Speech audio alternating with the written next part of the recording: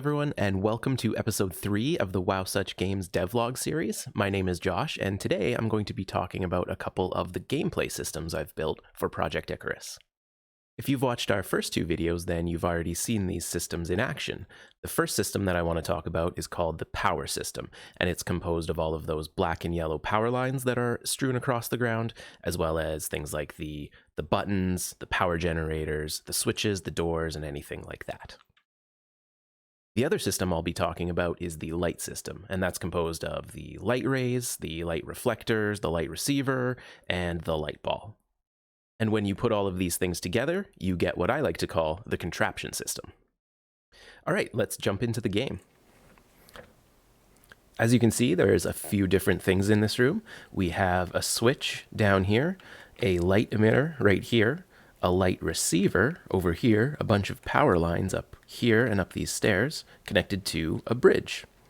So if I come down here and turn this switch on, it gives power to the light emitter, which in turn gives power to the light receiver, which in turn gives power to all of these power lines, which then in turn gives power to this bridge and turns it on.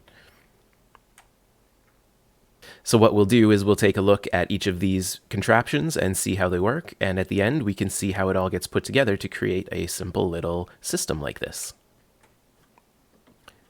And the way that we'll do that is by flipping over to the Unity editor's scene view. So for those of you who are not familiar with Unity, this is the scene view. So this lets me see the entire game scene as it's currently loaded.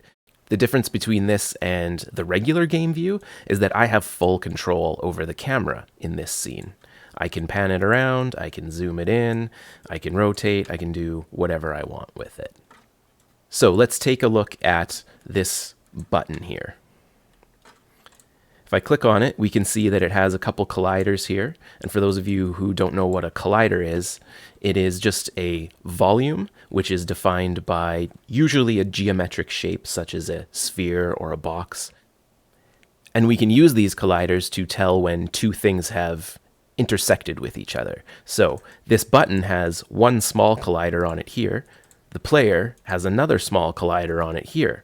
When these two colliders intersect with each other, as you can see they do right here, that means that the player is allowed to interact with this particular object. So if I flip back to the game view and hit the interact button on the pad, you can see that it turns the button off. Hit it again, turns the button on. I'll flip back to the scene view here and we can take a closer look at this button. I'm actually just going to move it over a little bit so we can get an even better look. So if we look here, we can see that it's got this little power line coming out from it, and then this black sphere here on the edge of the power line. So if I select this sphere, this is our out power collider. So anything that collides with this sphere receives power from this switch if the switch is turned on. A little ways away from the black sphere over here, we see a white sphere. So if this is an out power sphere, this is an in power sphere. So that means that when this white sphere collides with a black sphere, and the thing which is powering the black sphere has power, then the thing which is connected to the white sphere will also have power. All right, I'm going to undo that move and get that button back into its correct place. And the next thing we'll take a look at is the light emitter here. Now, we've already talked about how the light emitter has an in power sphere there, so it only emits when it has power. And so when the light emitter has power, it creates this little kind of a laser. I'm calling it a light ray. And this thing just goes until it hits something. And we see that it's hit this thing, this pink thing. This is a light receiver. So we have light emitters and we have light receivers. So if we zoom in on this light emitter and move it over a little bit, we can see that it also has a black out power sphere. And if we move it back, we can see that it's powering on all of these power lines. So I will grab one of these power lines here, move it out of the way so we can get a little better look at it. And we see that it's the same thing. It has a white in and a black out. And I can move these around, do whatever I want with them, create any kind of patterns that I would need. We have straight ones, we have corner ones, we have T's, we have a few different types.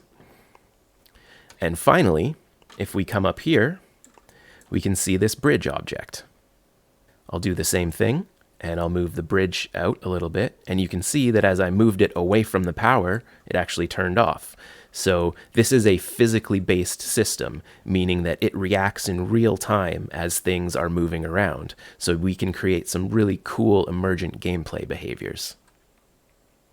And if I move this back, you'll see that the white and the black spheres interact with each other, and the bridge powers on again. And you can get across that gap. I'll flip back over to the game view here. And we can see that all of these systems put together, each little piece gets put together to create one larger piece of a puzzle. All right, that is everything that I wanted to show you for today. Thank you so much for joining us again. As a quick programming note, I've decided to extend the time between these devlogs, as every 3 weeks has taken away just a bit too much time from the game's actual development. Going forward, I'll be aiming to release a new devlog on the first Saturday of every month. So that means you can expect the next one on June 5th.